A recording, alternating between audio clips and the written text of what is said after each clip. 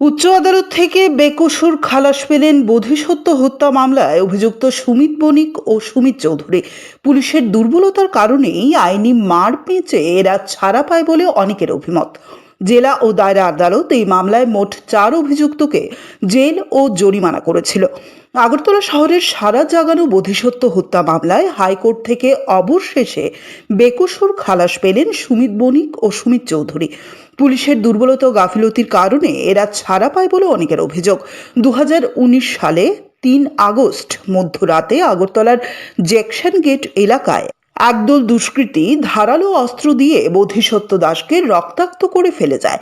পরে তাকে উদ্ধার করে প্রথমে জিবি হাসপাতালে নিয়ে যাওয়া হয়। অবস্থার অবনতি হলে কলকাতায় রেফার করা হয় ধর্মনগর ইউকো ব্যাংকের ম্যানেজারকে।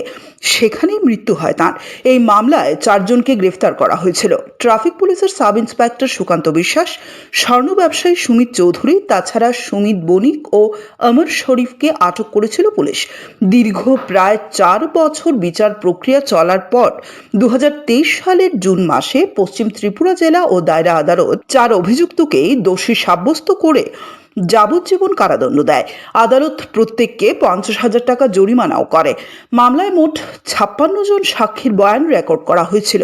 পরবর্তীতে মামলায় জড়িত দোষী সাব্যস্ত ব্যক্তিরা হাইকোর্টের দ্বারস্থ হন। মঙ্গলবার এই মামলায় হাইকোর্ট সুমিত বণিক ও সুমিত চৌধুরীকে বেকসুর খালাস করে দেয়। এই বিষয়ে বিস্তারিত তথ্য তুলে ধরেন আসামিদের পক্ষের আইনজীবী সুব্রত সরকার। বিখ্যাত মার্ডার কেস, যেটার মধ্যে চালিকা জুয়েলার্সের মামলাগামী বিখ্যাত এটা। তো এটার মধ্যে দুজন আসামি সুমিত চৌধুরী এবং সুমিত বণিক, তাদের গত ডেটে হিয়ারিং ছিল এবং হিয়ারিংয়ের পরে আজকে রায় দিয়েছে। রায় দিয়ে দুজনকেই বেকসুর খালাস করে দিয়েছে হাইকোর্ট। এই কেসের মধ্যে অভিযোগ ছিল যে বোধিসত্ত্ব দাস নামে একজন ইউকো ব্যাংকের ম্যানেজারকে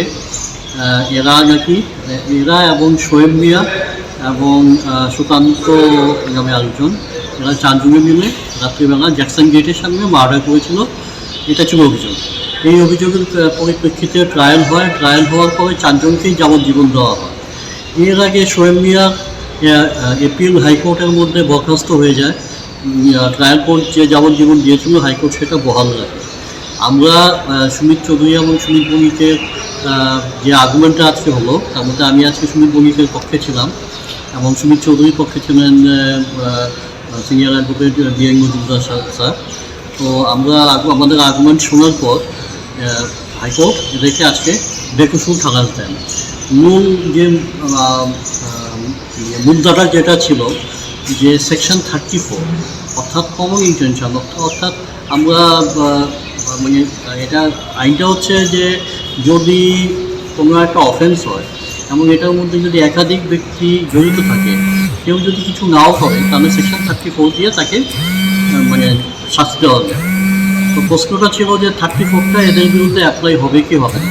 তো সেখানে যে আর্গুমেন্টটা আমাদের ছিল যে যেভাবে মানে হত্যাকাণ্ডটা হয়েছে তাতে এদের মানে বোধিসত্ত্বকে মার্ডার করার কোনো ইন্টেনশন ছিল না, যে কারণে 34 এদের বিরুদ্ধে অ্যাপ্লাই হবে না।